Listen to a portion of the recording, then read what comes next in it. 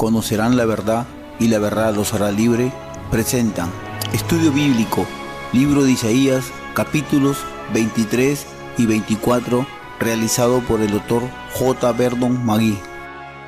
Nos encontramos hoy, amigo oyente, en el capítulo 23 del libro de Isaías, y hemos llegado a la última profecía o carga. Esta es la número 11 y es la última profecía. Como ya hemos visto, esta carga o profecía es un juicio o castigo. Y estos han sido contra las naciones que rodeaban a Israel. Cada una de estas naciones representa o nos muestra algún gran principio o alguna filosofía o un sistema de Dios para juzgar. Y uno puede transferir esto, lo referente a estas naciones, muchas de ellas han desaparecido ya, y podemos colocar esto donde usted y yo vivimos en el día de hoy, en el lugar mismo donde nos encontramos, donde vivimos. Permítanos hacer un repaso de estas 11 naciones y lo que ellas representan. De paso, digamos que el capítulo 23 trata de la profecía sobre Tiro. Vamos a hablar de eso dentro de unos instantes. Ahora, en primer lugar tenemos a Babilonia, y Babilonia, dijimos, representa las religiones falsas, la idolatría. Es la codicia que tenemos hoy. Ese deseo insaciable que tenemos de obtener más y más y de dedicarnos a la acumulación de las cosas materiales de este mundo. La segunda nación mencionada era Palestina. Esta representa la religión verdadera que llega a ser apóstata. Y en el día de hoy encontramos a muchas iglesias. Estas hasta repiten el credo de los apóstoles y también mencionan el Padre Nuestro. Uno pensaría que estas iglesias tienen una base sólida en la Biblia. Y luego uno descubre que están negando todo lo que se menciona allí. Están ahora ocupando un lugar muy apartado de lo que antes creían. La tercera nación mencionada en Isaías es Moab. Esta, dijimos, representa la religión formal, es decir, que tendrán apariencia de piedad, pero negarán la eficacia de ella. Y muchos de nosotros podemos ser identificados de esa manera. Muchos de nosotros hemos dedicado nuestras vidas a la acumulación de cosas materiales y nuestros ojos están llenos de las cosas que deseamos obtener. Somos codiciosos. Luego hay aquellos que han crecido en una iglesia que cree en la Biblia, pero que se han apartado de eso hoy. Otros han pasado a través de un sistema. Siguen muchas formas, ceremonias y ritos. Todo eso es hermoso, pero eso es todo. Luego, la cuarta nación que tenemos es Damasco. Esta representa la transigencia, y esa es la posición que ocupan la mayoría de las iglesias el día de hoy. Muchas de las iglesias llamadas fundamentales se encuentran en esa posición de transigir en el día de hoy, y gracias a Dios por aquellas que se están manteniendo firmes y verdaderas. Tenemos luego a Etiopía, la quinta nación. Ella representa las misiones. Gracias a Dios que necesitamos tomar parte en cosas como estas. Luego, Egipto es la sexta nación y representa al mundo. El apóstol Juan en su primera epístola, capítulo 2, versículo 15, nos exhorta a que no amemos al mundo ni las cosas que están en el mundo. A Israel se le dijo que se mantuviera fuera de Egipto. Allí es donde comenzaron los problemas para Abraham. E Israel está teniendo problemas en esa dirección el día de hoy, y muchos de nosotros estamos teniendo problemas con el mundo. Llegamos ahora al séptimo juicio, y ese fue el de Persia. Bueno, eso representa el lujo. Y amigo oyente, la mayoría de nosotros gusta demasiado de esto. Nos encontramos hoy en una sociedad que en gran parte le agrada vivir en la abundancia. Luego, la octava es Edom, que representa la carne. Muchos de nosotros estamos sirviendo a la carne hoy. Luego, la novena es Arabia. Eso representa la guerra. En el mundo de hoy existen dos grupos de personas: aquellos que desean la guerra y aquellos que desean la paz.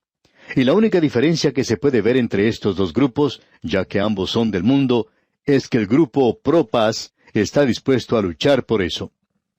Tenemos luego a la 10ª nación, y esta es el Valle de la Visión. Se refería a Jerusalén, y eso representa las varias políticas religiosas. Hay algunos que opinan que esa va a ser la solución para los problemas del mundo. Y llegamos ahora aquí a la profecía número 11, la que se refiere a Tiro. Esto representa el comercio, los grandes negocios. Y diríamos que ese es el gran pecado de muchas naciones hoy, el comercio. Hay personas que piensan, que creen, que el dinero puede resolver todos los problemas. Y cuando se presenta un problema hoy, el gobierno dice que hay que gastar un poco más de dinero. Y eso por supuesto quiere decir que la gente nunca lo recibe. Cada programa planeado de esta manera para ayudar a los pobres nunca ha llegado a tener solución o a dar resultado. ¿Por qué? Porque los hombres impíos no pueden realizar estas cosas, amigo oyente.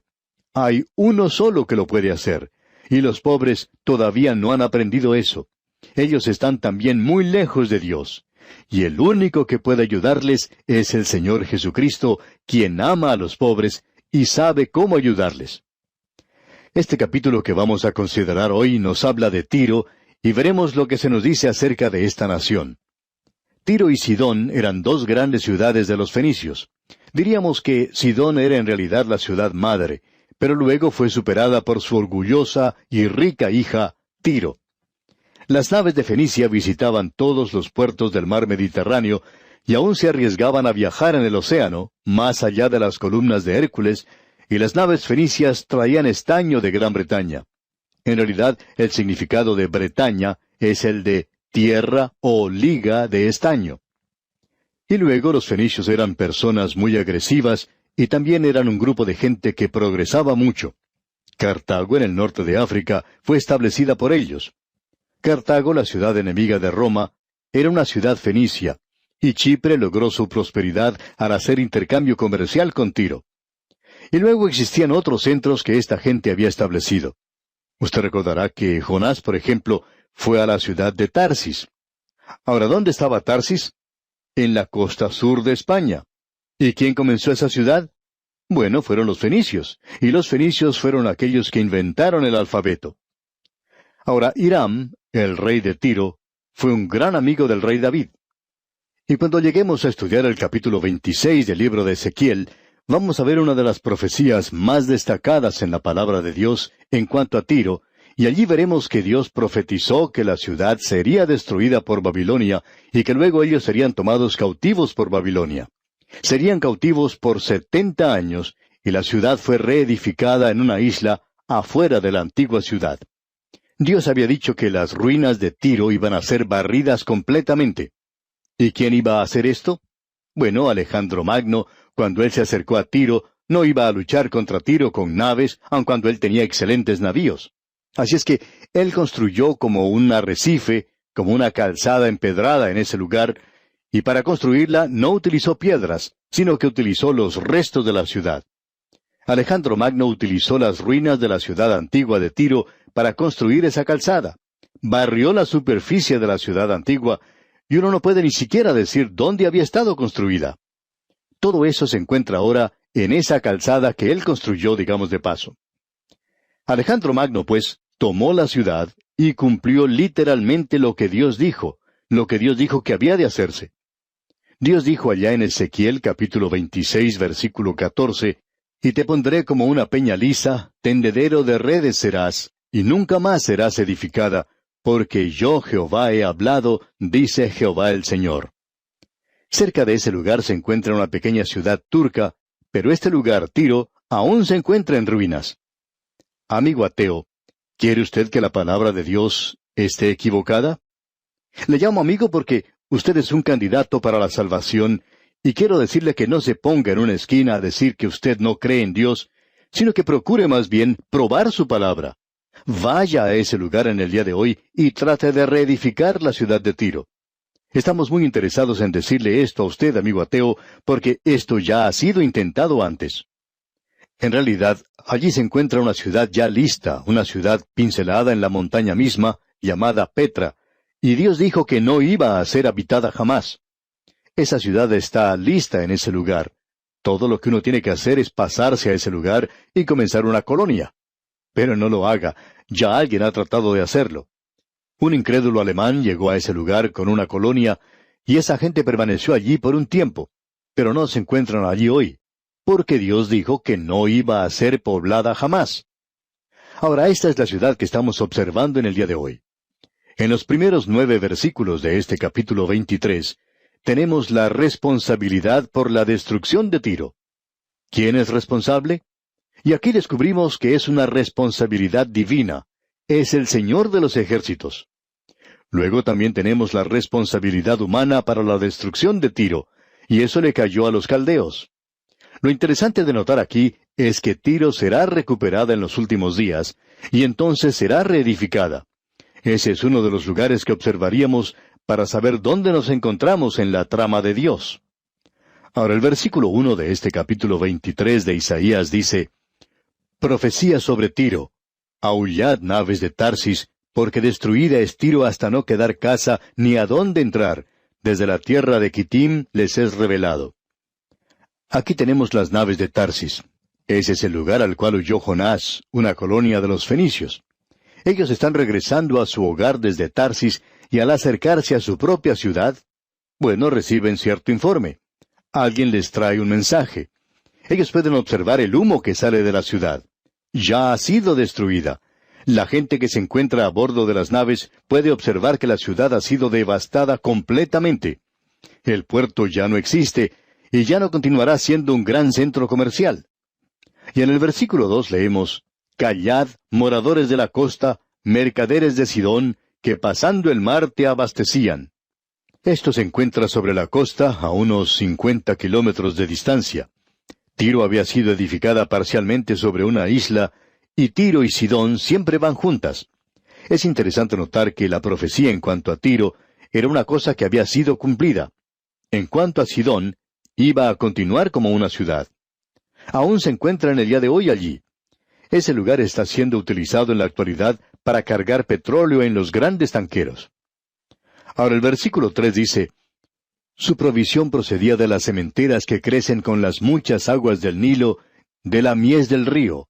Fue también emporio de las naciones. Aquí se menciona la parte superior del río Nilo, y a la tierra que llevaban sus aguas y que luego inundaban a Egipto, y hacían de esta nación algo fértil. Ahora, la riqueza de Egipto ha pasado a través del puerto de Tiro, y ésta ya ha llegado a su fin. Es decir, que ellos van a sufrir ahora una depresión. El versículo 4 dice: Avergüénzate, Sidón, porque el mar, la fortaleza del mar, habló diciendo: Nunca estuve de parto, ni di a luz, ni crié jóvenes, ni levanté vírgenes. Se sugiere aquí que la hija de Sidón es Tiro. Y para comenzar diremos que eso era correcto. Ahora el versículo 5 dice: Cuando llegue la noticia a Egipto, tendrán dolor de las nuevas de Tiro. Ahora la destrucción de Tiro arruina el comercio de Egipto. Y en el versículo 6 leemos: Pasaos a Tarsis, aullad moradores de la costa. Es decir, que la caída de Tiro causa luto, una tristeza universal.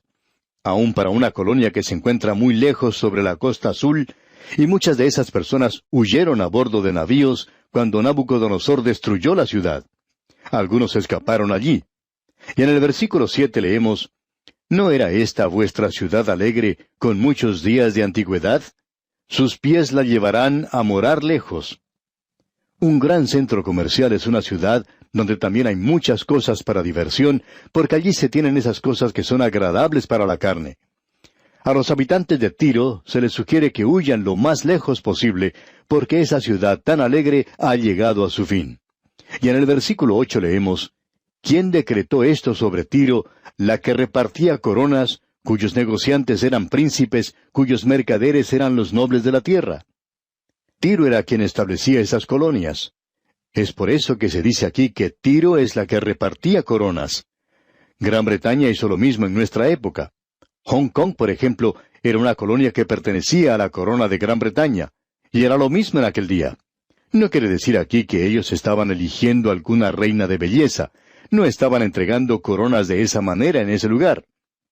Y luego en el versículo 9 leemos: Jehová de los ejércitos lo decretó para envilecer la soberbia de toda gloria, y para abatir a todos los ilustres de la tierra. Es decir, que Dios está diciendo aquí que Él fue quien determinó la destrucción de Tiro, y Él no pide disculpas por los arreglos que ha hecho. Así es que dice en el versículo 10, Pasa cual río de tu tierra, oh hija de Tarsis, porque no tendrás ya más poder. Es decir, que este río mencionado aquí es el río Nilo, y como el Nilo se desbordaba por sus orillas, la colonia de Tarsis ahora está libre de hacer las cosas como le plazca. Tiro ya no la puede controlar. Tiro ha caído. Ya no tiene más fortaleza. Y en el versículo 11 leemos, extendió su mano sobre el mar, hizo temblar los reinos. Jehová mandó respecto a Canaán que sus fortalezas sean destruidas. ¿Ha notado usted esta triple descripción de Tiro? En el versículo 7 se la llama ciudad alegre. En el versículo 8 se la llama la ciudad que repartía coronas. Y aquí en el versículo 11 se la llama una ciudad comercial. Y las tres cosas eran verdaderas. Ahora en el versículo 12 leemos, y dijo, no te alegrarás más, oh oprimida virgen hija de Sidón. Levántate para pasar a Quitim, y aún allí no tendrás reposo. Es decir que Tiro y Sidón sufrirían la misma cosa. ¿Y quién las iba a destruir? Bueno, Dios dice que Él será el responsable y que usará un instrumento. Leamos el versículo 13. Mira la tierra de los caldeos. Este pueblo no existía. Asiria la fundó para los moradores del desierto. Levantaron sus fortalezas, edificaron sus palacios. Él la convirtió en ruinas. Es decir que, cuando Asiria era una gran nación, Caldea, es decir, Babilonia, era una ciudad muy pequeña, pero ahora es la que gobernaba el mundo. Así es que, dice en el versículo 14, aullad, naves de Tarsis, porque destruida es vuestra fortaleza. Ahora, ¿cuántos años iban a estar cautivos? El versículo 15 dice, acontecerá en aquel día que Tiro será puesta en olvido por 70 años, como días de un rey. Después de los 70 años, cantará Tiro canción como de ramera. Luego el versículo 17 agrega, y acontecerá que al fin de los 70 años visitará Jehová a Tiro, y volverá a comerciar, y otra vez fornicará con todos los reinos del mundo sobre la faz de la tierra. Se convertirá como una ramera del mundo. Y así es como Dios habla de los grandes centros comerciales. Ahora, en la primera parte del versículo 18 dice, pero sus negocios y ganancias serán consagrados a Jehová. Y avanzamos ahora a través de las edades, y llegamos a los últimos días, a la época de la gran tribulación, cuando Tiro volverá a ser una gran ciudad y entrará al milenio, porque sus ganancias serán para los que estuvieren delante de Jehová, dice aquí. Es decir que ahora todo está dedicado para el Señor. ¡Qué cuadro el que tenemos aquí, amigo oyente! Ahora, en el capítulo 24 de Isaías, se finaliza el juicio contra las naciones. Ahora todo ha sido consumado y todo se concentra en un punto, en la gran tribulación al fin de las edades, después que la iglesia haya sido quitada. Es necesario, por tanto, que tengamos presente el cuadro de las divisiones principales de Isaías, las cuales hemos mencionado en nuestros bosquejos al comienzo, ya que tenemos en los capítulos 1 al 35 el tema del juicio. Todo esto ha ido en aumento como una avalancha de nación a nación, y ahora llegamos al período de la gran tribulación. En los capítulos 13 al 23 vimos los juicios de Dios contra las naciones que rodeaban a Israel. Ahora del capítulo 24 al 35 tenemos una nueva sección. Vemos que el juicio es aún supremo, pero en los próximos capítulos de esta sección veremos que se refiere completamente al futuro. Hemos llamado a los próximos capítulos que tenemos ante nosotros el pequeño Apocalipsis, tal cual tenemos en el libro de Apocalipsis, la revelación. Vamos a señalar los puntos que tenemos aquí que son sobresalientes. Tenemos aquí la gran tribulación y el juicio mundial de parte de Dios. El primer versículo del capítulo 24 dice, He aquí que Jehová vacía la tierra y la desnuda, y trastorna su faz, y hace esparcir a sus moradores. La palabra tierra en este versículo viene de la palabra hebrea Haretzen, que algunos consideran se refiere solamente a la tierra de Israel, otros al mundo entero. Creemos que en realidad esa palabra tiene un doble significado, y que nos habla de la tierra y del juicio que se acerca en la gran tribulación. Dios juzgará no solo la tierra, sino el mundo entero durante ese período. Notamos en los versículos 13 al 15 de este capítulo 24, que los santos de la tribulación son guardados a través del período de la gran tribulación. Vemos en esos versículos lo siguiente. Leamos los versículos 13 al 15. porque así será en medio de la tierra, en medio de los pueblos, como olivo sacudido, como rebuscos después de la vendimia.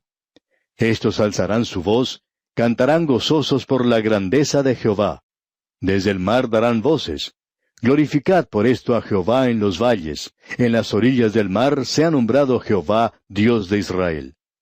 Es decir, que el remanente será pequeño, y que ellos elevarán sus voces para glorificar a Dios. Bien, amigo oyente, vamos a dejar esto aquí por hoy, en este punto en particular. Le sugerimos leer los versículos restantes de este capítulo 24 de Isaías, que será de gran ayuda para nuestro próximo estudio. Que las bendiciones del Señor le acompañen en todo instante, es nuestra ferviente oración.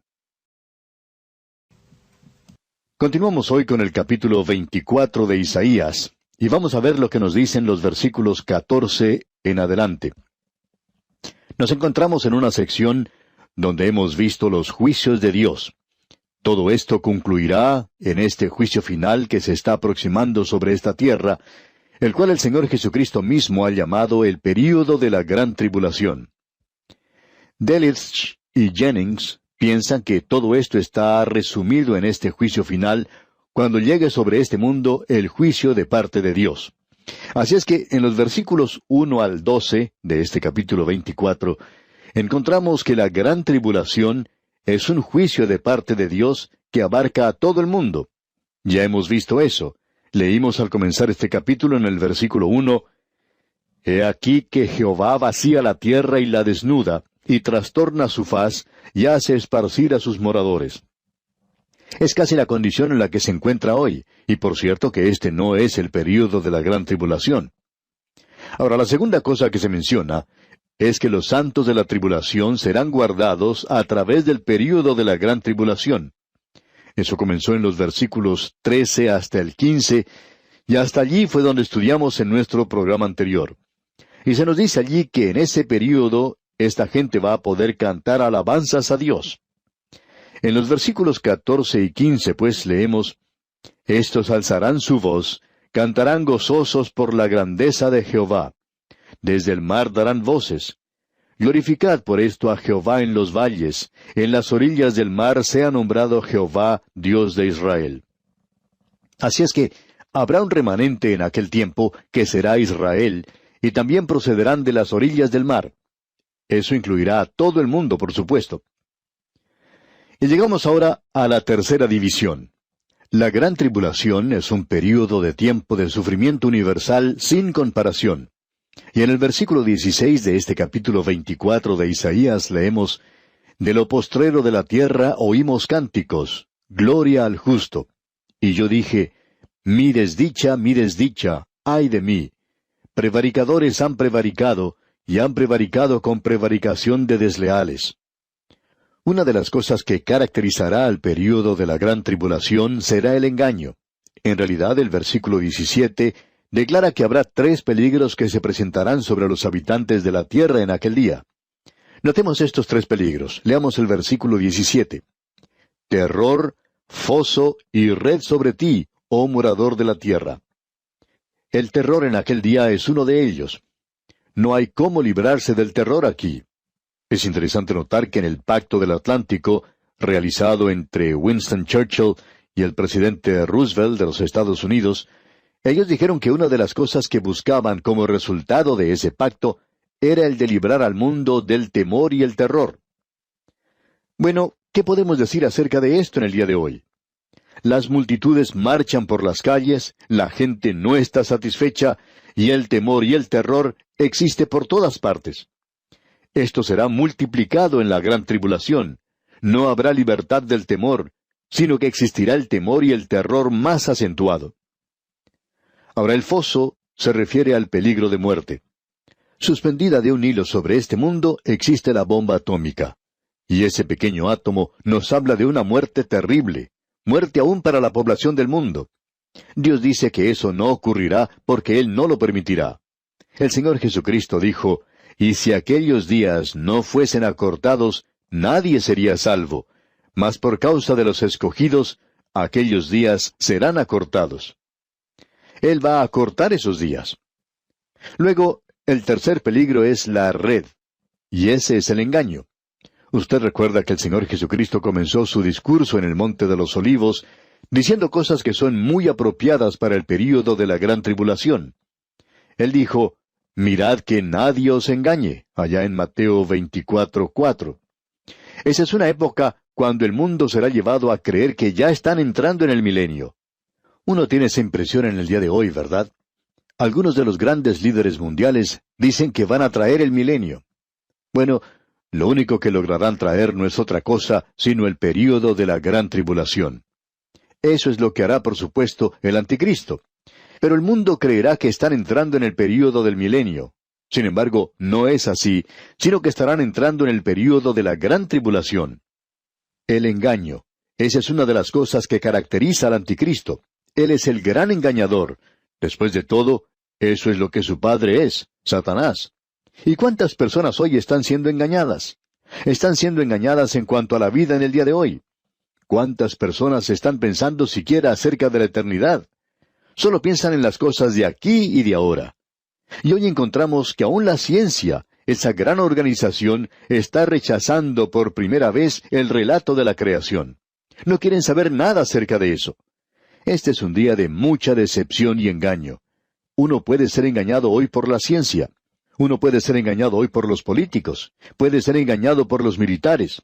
Y uno puede ser engañado también por toda esa clase de protestas que se presentan por ahí. La única ayuda que uno puede encontrar hoy es volviéndose hacia el Señor Jesucristo. Él ha sido hecho sabiduría para nosotros. Y Él, amigo oyente, es la única esperanza. Pero en aquel día, la gente en realidad va a creer todas estas cosas engañosas. Amigo oyente, el anticristo podrá observar esas cosas y decir para sí mismo, en cuanto al mundo, «¡Ah, ingenuos!». Amigo oyente, el diablo, Satanás, desde hace mucho tiempo ha dicho que la raza humana está formada por un grupo de necios. Y eso es en realidad lo que somos, a no ser que nos volvamos a Cristo.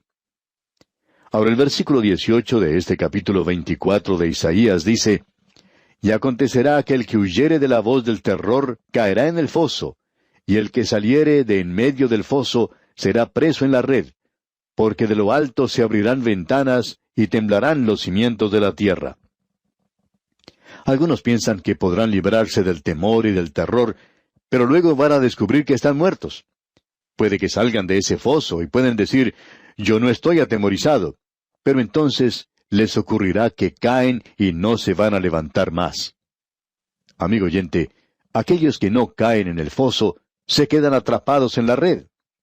El libro de Apocalipsis nos dice que una cuarta parte de la población va a ser quitada de una vez en el gran juicio.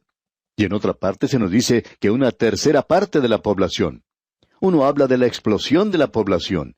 Esa explosión va a reducir la población en aquel día. Tenemos ahora en el versículo 22 que los santos de la tribulación van a ser levantados de entre los muertos. Este es un pasaje maravilloso de la Escritura. Escuche usted. «Y serán amontonados como se amontona a los encarcelados en mazmorra, y en prisión quedarán encerrados, y serán castigados después de muchos días».